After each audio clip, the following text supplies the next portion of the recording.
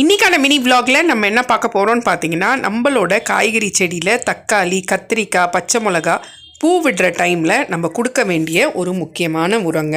என்ன உரம்னு கேட்டிங்கன்னா, பூ வைக்கிற டைமில் இந்த உரத்தை நம்ம கொடுக்கும்போது நிறைய காய்கள் பூக்கள் எல்லாமே காய்களாக மாறுறதுக்கு உதவி செய்யுங்க. ஸோ அதுக்கு இன்றைக்கி நம்ம எடுத்துருக்கிற இந்த எளிமையான கரைசல் என்னதுன்னு கேட்டிங்கன்னா, ஃபஸ்ட்டு ஒரு ஏர்டைட் கண்டெய்னர் எடுத்துக்கோங்க. அதில் அரிசி கழுவுற தண்ணி, அப்படி இல்லைன்னா கஞ்சி தண்ணி இருக்குது இல்லைங்களா, அதை எடுத்துக்கோங்க. நான் இன்றைக்கி எடுத்துருக்கிறது கஞ்சி தண்ணி தான் எடுத்துக்கிறேன். எடுத்துக்கிட்டு இது கூட ஒரு 5 வாழைப்பழத்தோல்ங்க பொடியாக கட் பண்ணி அதையும் சேர்த்துக்கோங்க. அதுக்கு அடுத்தது நம்ம ஒரு டீஸ்பூன் காஃபி தூள் சேர்த்துக்கலாம். சேர்த்துட்டு இதை நல்லா குலுக்கி ஒரு 2 நாள் நிழல் பாங்கான இடத்துல வச்சுருங்க.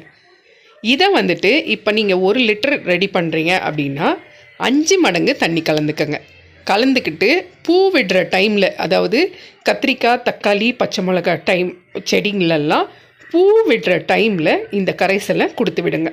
வாரத்துக்கு ஒரு வாட்டி இந்த கரைசலை நம்ம கொடுக்கும்போது இதில் நிறைய காய்கள் வைக்கோங்க. ஃபஸ்ட்டு பூக்கள் வைக்கும், அதுக்கப்புறம் அந்த பூக்கள் எல்லாமே காய்களாக மாறும். ஸோ இதில் என்னென்ன நம்ம சேர்த்துருக்கோம், ஃபஸ்ட்டு சேர்த்துருக்கிறது கஞ்சி தண்ணி, அப்படி இல்லைன்னா அரிசி கழுவுற தண்ணி. அது நிறைய ஸ்டார்ச் கண்டென்ட் இருக்கிறதுனால செடியை வேர் வளர்ச்சியிலேருந்து நல்ல ஒரு ஊக்குவிச்சு வளர வைக்கும். அதுக்கப்புறம் நம்ம சேர்த்துருக்கிறது காஃபி தூளும் வாழைப்பழத்தூளும். அதிகப்படியான பொட்டாசியம் சத்து இருக்கிறதுனால நிறைய பூக்கள் வச்சு பூக்கள் எல்லாமே காய்களாக மாறும். காய்கள் எல்லாமே சுவையாகவும் கூட நல்லா லென்த்தியாகவும் இருக்கும். ஸோ இதுக்காக தான் இதை நம்ம கொடுக்கறது. வாரத்துக்கு ஒரு வாட்டி இந்த ஃபர்டிலைசரை கொடுத்து பாருங்கள், ரிசல்ட்டு சூப்பராக இருக்குங்க.